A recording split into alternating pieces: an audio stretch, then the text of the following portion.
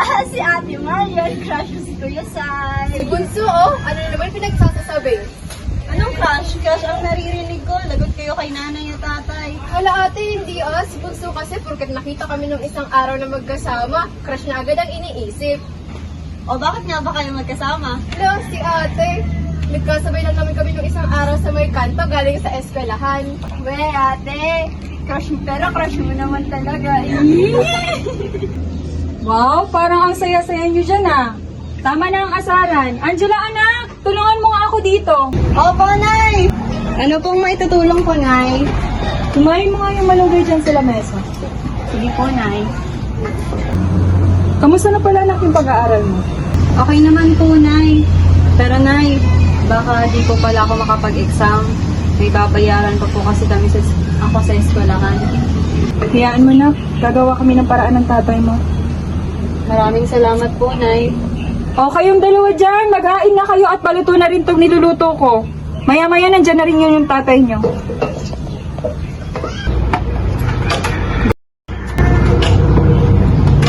Nay, ate, nandiyan na si tatay. Tay, ano po? Mahal, nakauwi na ako. Diyan ka na pala, tamang-tama. Tapos na rin itong niluluto ko. Yun, sakto, kumakalam na sikmura ako. Narito ng ating hapunan. And, bago ang lahat, tayo ay magdasal sapagkat sa kabila ng hirap ng buhay, meron kami tayong hahain sa ating pagkainan. Pagdating ang kanin ito, magpasalamat sa Diyos. Kung Marial, paunahan mo ang pagdarasal. Sa ngalan ng Ama, ng aking Espiritu Santo. Amen. Ama namin Diyos, puso po kami nagmahin salamat sa pagkain na pinagbabago sa amin. Pinapuri po namin ang inyong pinagkulay ng pangalan. Narito po ang mga pagkain at nais po namin na ito ay inyong basbasan. Nang sa gayon ay magdulot po ito ng magandang kabutihan sa aming pangangatawan.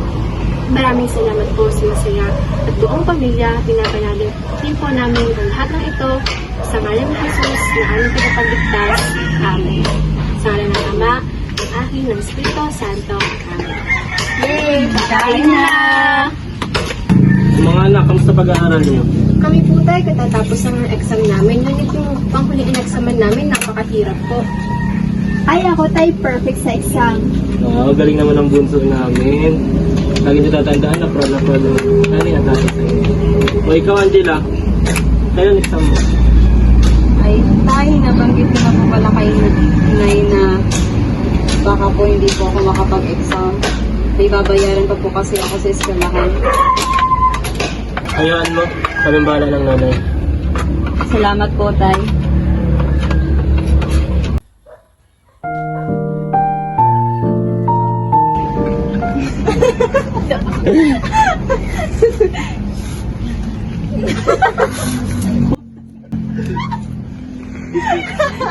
Kaya halika muna sa labas.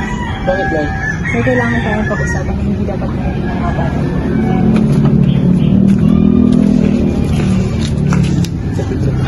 Tay, di ba nabanggit naman na sa'yo ng panganay mo kanina ang tungkol sa bayarin sa eskwelahan? Paano natin pagkakasyahin ang gastusin dito sa bahay? Ganitong hirap na hirap din tayong mairaos ang pang-araw-araw na pangangailangan. Problema lang nga rin kami na isasakahan. Pero hayaan mo, tatanong ko sa mga kumpare ko, may maipapahiram sila. Tiwala lang na ayon din sa atin.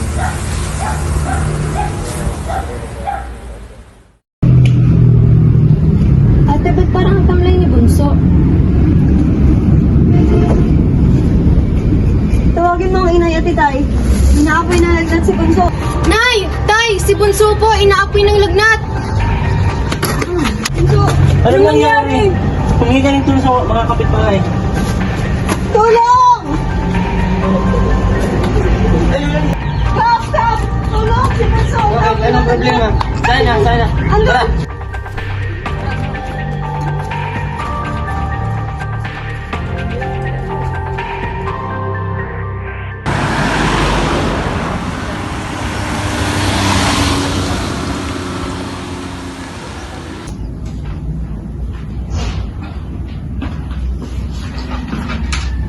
Isang araw po, Dok. Ano pong balita sa akin? Magandang araw din. Ikinalulungkot kong ibalita sa inyo pero base sa aming obserbasyon, may dengue po ang anak ninyo. Sa lalong madaling panahon, kailangan niya pong masalinan ng dugo. Ngunit gagawin po namin ang aming makakaya upang mapabuti ang kalagayan ng anak ninyo. Nakasulat na rin po dyan ang mga gamot na kakailanganin ng anak ninyo. Kung may iba pa po kayong kailangan, may nurse po sa labas na pwede nyo malapit. Maraming salamat po Dok sa tulong niyo. Maraming salamat.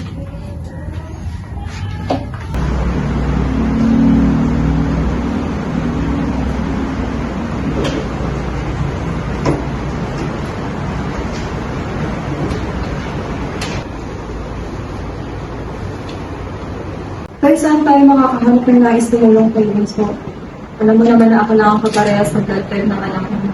Pero hindi rin ako maaaring magbigay ng dugo sa kanya dahil sa condition ko. Bukod dun, hindi rin kakayanin ang gastusin dito sa ospital at ang pang-araw-araw na gamot mo.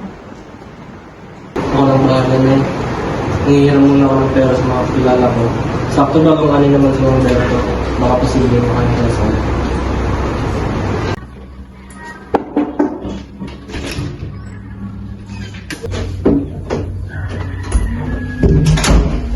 Magandang araw po. Magandang araw din daw. Base sa aming obserbasyon, maayos naman na ang kalagayan ng anak ninyo. Bukas na bukas rin ay maaari na kayong makauwi at makapagpahinga. Basta huwag niyo lamang makaligtaan ng mga dapat inuming ang gamot ng anak ninyo. Maraming salamat po Dok sa tulong niyo. Salamat daw.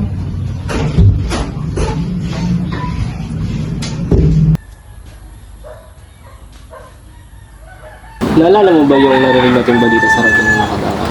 Yung patungkol sa trabaho sa ibang bansa?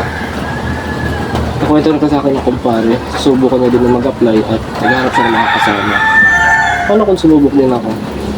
Dahil aminin man natin sa hindi na natin kaya ang gastusin. Kailangan pa natin bayaran yung mga gastusin na ginamit sa ospital. Yung pag-tension ni Angela, hindi pa natin nagagawa ng paraan. Ano sa tingin mo, Nay? Kung ako lang ang masusunod, maraming paraan ang pwede natin gawin. Pwede natin iprendo yung sakahan. Ngunit magiging kulang din ang pang-araw-araw nating pangangailangan. Alam mo naman na ayaw kung magkakahiwalay tayong pamilya. At hindi rin sanay yung mga bata na mawalay sa'yo. Pero kung ganito, nasabay-sabay ang gastusin dito sa bahay, wala akong magagawa kundi suportahan ka. Kaya mo, Nay, susubok pa lang naman ako. At kung susertehin, ako nang bahala kumausap sa mga bata.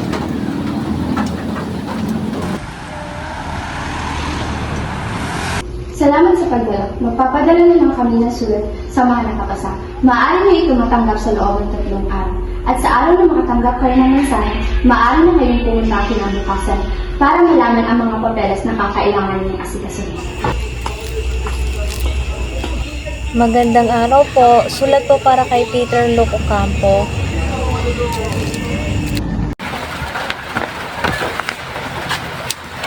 Nay, natanggap ako sa trabaho. Nanay, anong trabaho po ang sinasabi ni tatay? Nag-apply kasi ang tatay niyo sa isang factory sa Hong Kong. Natanggap na siya. Saan po ang Hong Kong, tay? Malayo po ba? Malayo, anak. Aalis ka po, tay. Kung gano'n, iiwan mo po kami. Kailangan, anak. Hindi ka kayanin ng nanay at tatay ang gastusin sa araw-araw. Kung mananatili lamang akong magsasaka at habang ang nanay nagtitinda lamang ng kakanin. Hindi po ba pwede tayo na tumigil na lang po ako sa pag-aaral? Nang sa gayon ay makabawas din po ng gastusin dito sa bahay. Mga anak, kaya namin ito ginagawa ng nanay nyo para mabigyan kayo ng magandang buhay at makapagtapos kayo ng pag-aaral. Sapagkat edukasyon lamang ang kaya namin sa inyo ibigay ng nanay at babaunin nyo habang buhay. Huwag na kayong malungkot mga anak. 2 taon lang naman ang itayin sa Hong Kong. Magsusulat din tayo sa kanya.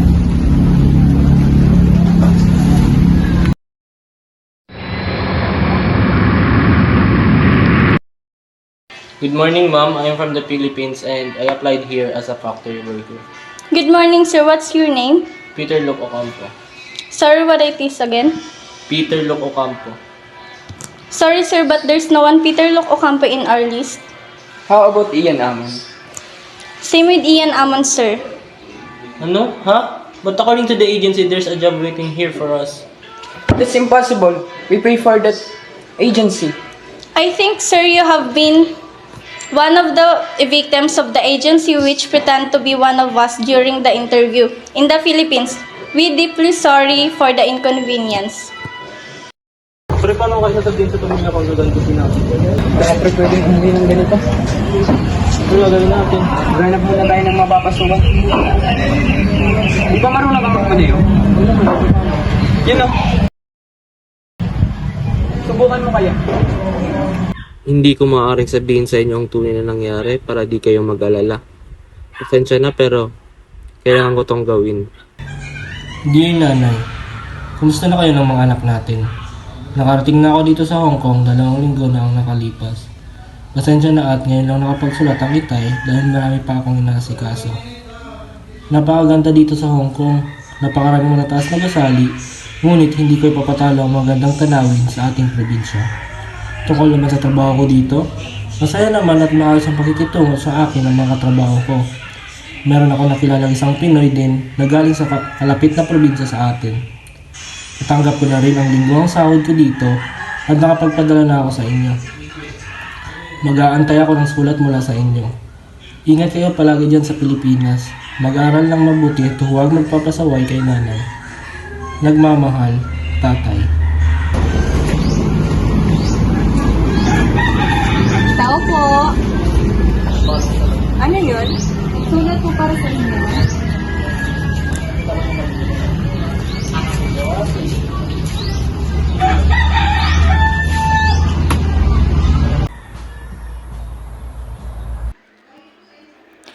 Dear Tatay, kamusta ka dyan, Tay? Maayos naman kami rito ng mga bata. Natanggap na nga pala namin ang pinadala mong pera. Salamat, Tatay, at nakapagbayad na rin ako ng kaunting halaga sa utang natin. Naibili ko na rin ng gamot si Bunso at nakapagbayad na rin ako ng tuition na Angela. At bukas makalawa ay exam na nila. Tuwang-tuwa ang mga bata kasi yung kaunting halaga na natira sa padala ko mo ay ibinili ko ng mumurahing sapatos nila.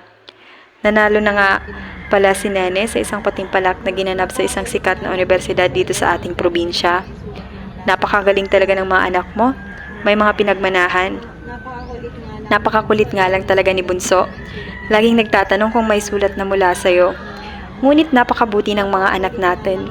Tinutulungan nila ako sa mga gawaing bahay at hindi na gaanong nagpapasaway. Mag-iingat ka dyan palagi, Tatay. Huwag mo na kaming alalahanin ng mga anak natin. At maayos naman ang aming kalagayan dito. Nagmamahal, Nanay, Ate, Nene at Bunso. Asin, anak, tawagin mo muna ang ate mo. Ate Angela, tawag ka ni Nanay. Bakit po, Nay? Idaan mo nga muna tong sulat sa post office at walang magbabantay sa kapatid mo. Sige po.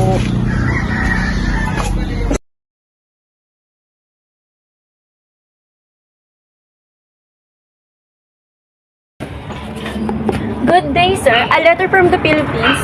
Thank you. Welcome.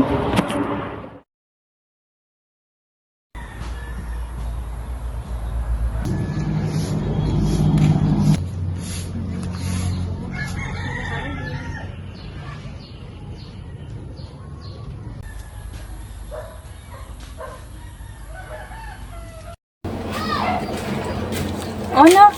Bang abala ka dyan, ah. Nagsusulat po ako para kay tatay. Sigurado akong proud na proud sa'yo ang tatay mo. Mahal na mahal namin kayo.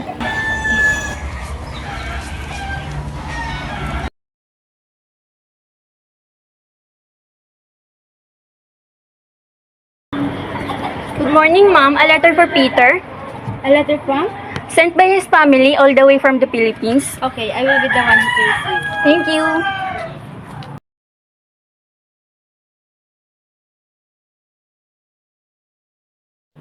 Hi, ma'am. You're always absolutely stunning. But anyway, where's your driver, ma'am? I asked him to buy something. Why? There's a letter for him from the Philippines. Give it to me. Dear Tatay, kamusta ka na po? Miss na miss ka na po namin dito nila nanay. Nakagraduate na po ang panganay niya sa kolehiyo. Sana po masaya kayo. Makakatulong na po ako sa inyo, Tatay, at hindi niya na kailangan pang magtrabaho sa malayo. Isang taon na lang, Tay. Si Nene naman ang magtatapos sa sekundarya at sana masaksihan mo pa kanyang pagtatapos. Si Bunso naman ay ikalawang baitang nasa elementarya sa susunod na pasukan. Napakabilis lang ng panahon, Tay.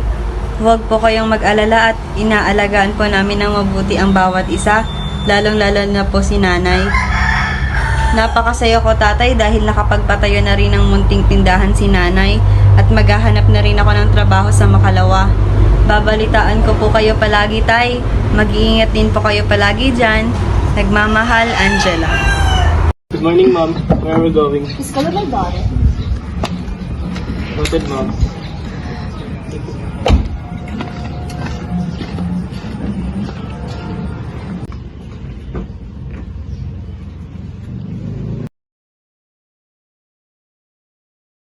Anyway, you have mail delivered earlier. Thank you, Madam. It looks like having a happy family. Ah, yes, Ma'am. I have Tres Marias and they're all equally smart and beautiful just like their mother. Dear Angela, Hi anak, kamusta ka na? Ikaw pa lang nagsulat sa tatay. Natutuwa naman ako sa iyong tagumpay. Proud na proud ang tatay sa iyo. Parang kailan lang, ang panganay ko ay lagi ko pang akay sa paglalakad, ngunit ngayon ay kaya nang tumayo sa kanyang sariling mga paa. Huwag mo kakalimutan anak na nandito pa rin ang nanay at tatay sa tuwing nahihirapan ka na sa mga pagsubok sa buhay. Lagi mong pagbutihin lahat ng ginagawa mo. Huwag mong kakalimutan na ayos lang na hindi magtagumpay palagi sa buhay. Tandaan mo na mayroon kang kaagapay sa buhay. Masayang masaya ang tatay para sa iyo. 3 buwan na lang at makakauwi na ang tatay. Nasasabik na ako makita kayo at kumain ng mga paborito nating espesyalidad na pagkain ni nanay na magkakasama. Nagmamahal, tatay. Mommy, hi baby, how's the school? I got a perfect score on our activity. Wow, let's celebrate! Yay! Celebrate! Celebrate! You look so happy, Mona. Because I got a perfect score, Manong.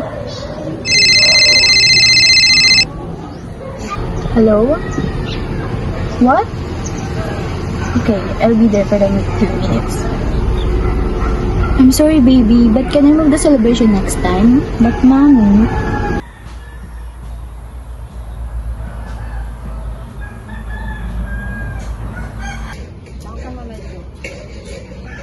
Tao po. Sulat po. Salamat po. Ate, may sulat na si tatay. Ate, may sulat na si tatay.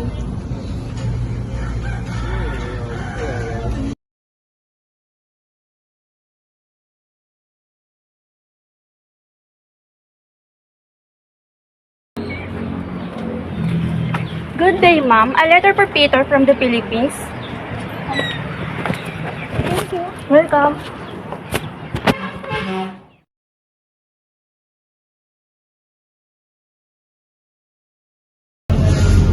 What happened to you, Mona? Nothing, I'm okay. I can see sadness in your eyes, Mona. Mommy is too busy. She used to give me false hope. It's not like that, Mona. Everything your mom's doing is all for you. No, that's a big lie. She's only doing that for herself. Nang ibibigay na dapat ni Chari ang liham kay Peter, ay natatan niyang kasama ang anak niya at si Peter na para bang mukha silang mag-ama. Batid ni Chari ang paghahanap ni Mona ng kalinga ng isang ama. Kung kaya't napagdesisyonan ni Chari na itago lahat ng liham para kay Peter.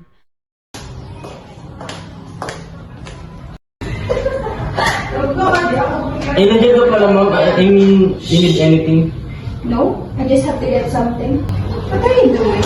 I'm writing a letter for my family in the Philippines. If you want, I insist to drop it by the post office so that you can pick up Mama from school. Your mom, isn't it a burden for you? No, I go to my office too.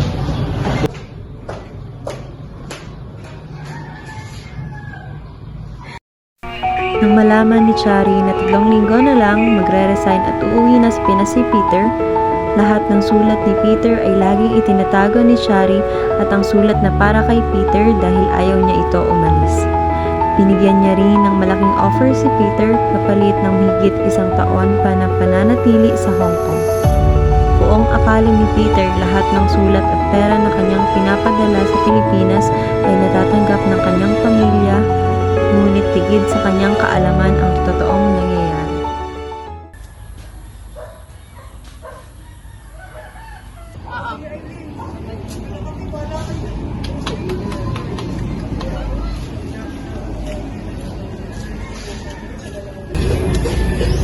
Nay, wala pa po bang sulat si tatay?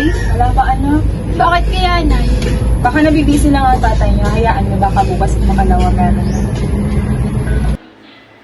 Dear Tatay, kamusta ka na? Ilang buwan na simula nang wala kaming natatanggap na liham mula sa'yo. Ano nang balita sa'yo dyan? Nag-aalala na kami rito ng mga bata. Halos gabi-gabi nakikita kong umiiyak si Bunso. At naririnig ko siya palaging nagtatanong sa mga kapatid niya kung kailan ulit sila makakatanggap ng liham mula sa'yo. Masama na ang loob ng panganay mo dahil baka nakaligtaan mo na kami rito.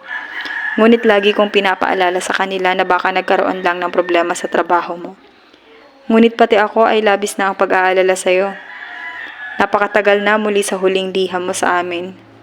Ingatan mo ang sarili mo at patuloy kaming maghihintay sa pagbabalik mo. Nagmamahal, Nanay. Nay, wala pa po ba talagang sulat galing kay tatay? Ilang beses ko ba sasabihin sa inyo, nakalimutan niyo na ang tatay niyo. Ilang buwan na siyang walang pinapadalang sulat, hindi ko na alam kung ano nangyari sa kanya. Ate, miss na miss ko na si tatay. Hayaan mo, Bunso. Kakayanin natin kahit wala ang tatay. O ayan, magmerienda muna kayo. Saka nga po pala, Nay, may kailangan po kaming bayaran sa eskwelahan para po ito sa nalalapit kong pagtatapos sa kolehiyo. Kausapin mo ang ate mo kung may naitabi pa siyang pera. Walang-wala ako ngayon. Nahihirapan din ako sa pang-araw-araw nating gastusin simula nung tumigil na magpadala ang tatay mo. Pasensya na mga anak, sinusubukan ko naman pero nahihirapan na talaga ako. Huwag kayong mag-alala, Nay. Hanggat kasama mo kami, hindi ka mag-iisa. Sa hirap man o ginhawa, hindi tayo mag-iiwanan.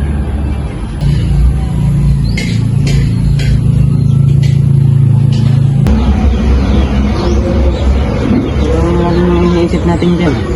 Oh, ikaw pala Kenji. Wala, ayos lang ako. Gusto naman ang buhay ng malala kay Tito.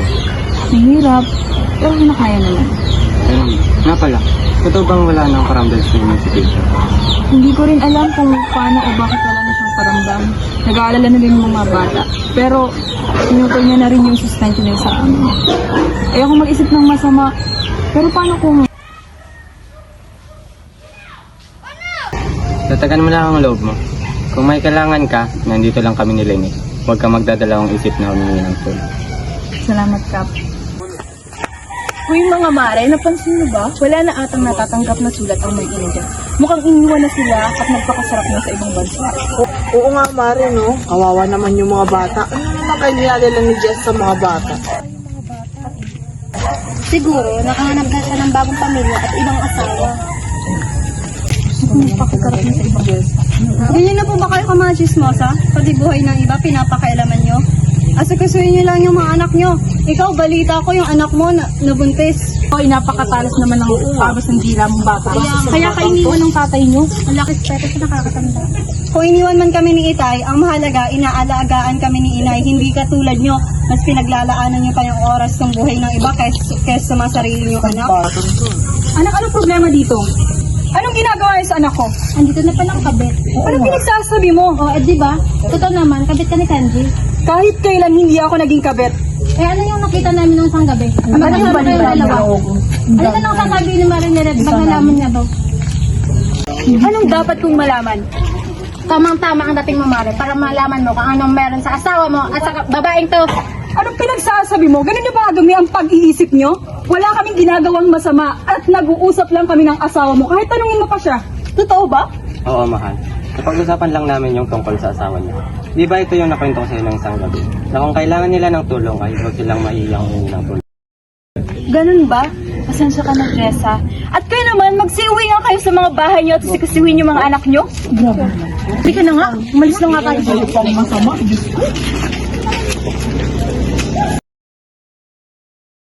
Halika, Jessa. Isama mo si Angela at doon na lang kayo sa bahay magkapunan. Naku po, nakakahiya at wala rin pong kasama ang mga bata sa bahay. Ano ka ba? Okay lang yan. Si Angela, pakuha mo yung dalawang bata para naman may kalaro yung anak ko.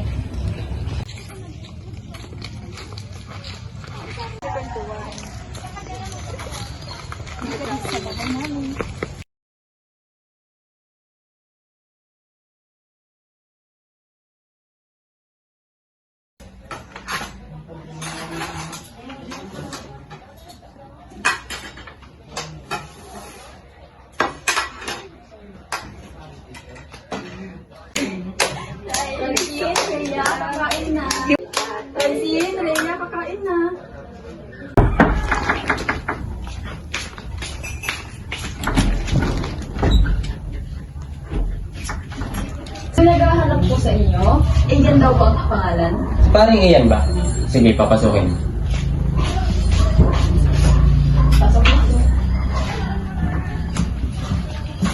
Kumusta pare? Saan ka makalakawit? Nakarang araw lamang, pre. Tama-tama pa lang dating ko para sa hapunan. May mga bisita ko ba lang? Magandang gabi sa inyo. Maganda ka, Bill. Di ba ikaw yung asawa ni paring Peter? Ano? Kilala mo ang asawa ko? Oo naman. Ako ang kasama niya papunta sa Hong Kong. Ngunit nagkaiwalay lamang kami makalipas ang isang linggo.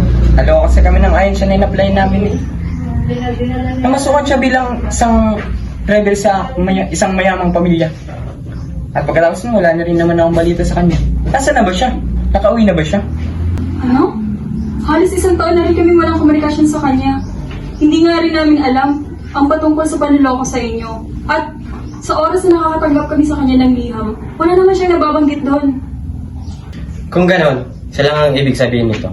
Maaaring nasa hindi maayos na kalagayan ng asawa mo. Huwag kang mag-alala at gagamitin namin lahat ng aming koneksyon upang malaman ang kalagayan ng asawa mo. Maraming salamat po sa tulong at maraming salamat din sa impormasyon. O siya, kumain naman na tayo at naghihintay ang pagkain. Pare, samahan mo na kami. Pinaimbestiga ni Cap ang kalagayan ni Peter sa Hong Kong at nakitang maayos naman ang kalagayan nito at may bago ng pamilya at yun ang pinaabot na balita sa pamilya ni Jessa.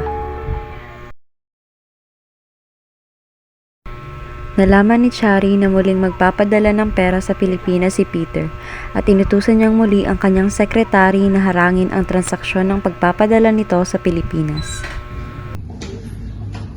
Ma'am, I'm sorry to ask this, but how long will you continue hide the truth from Peter about the letter sent by his family from the Philippines? Don't you feel any guilty about his family situation from the Philippines? I am aware and I can see how happy is Mona when Peter is around, because Mona didn't experience having a complete family and the father's love.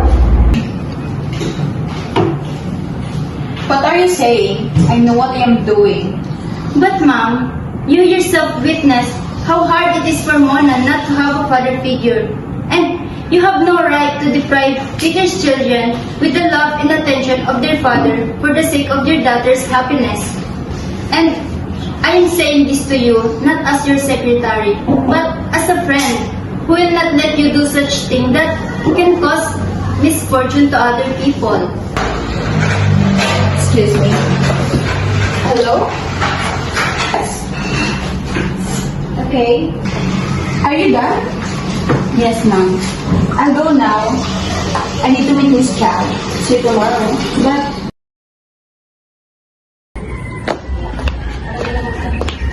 Peter, can you please follow me to my office now? Farewell, ma'am.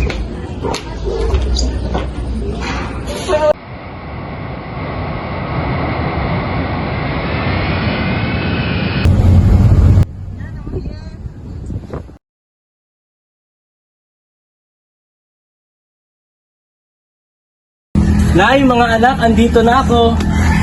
Mahal, nandito na ako. Anong ginagawa mo dito? Ang kapal naman ng mukha mong magpakita pa dito matapos mo kaming ipagpalit sa pamilya mo doon. Anong pinagsasabi mo? Peter, can you please follow me to my office now? Farewell, ma'am.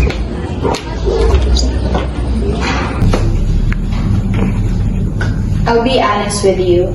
For the past month, the reason why you were not receiving any letter from your family is because of me.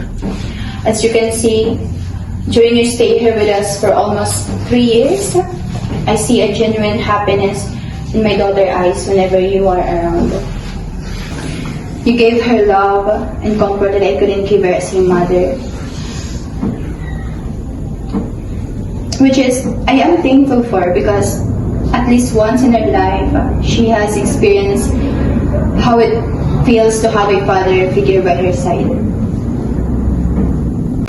For the past months, I was too preoccupied about my family situation in the Philippines. I thought there was only a miscommunication between me and my family, and I never thought that you would be able to do this thing to me, because I extended my service to your family with my pure intentions. Let me pay for all the travel I've caused you and to your family. I have here with me all the papers you needed, including your ticket, for you to go home with your family. In Philippines,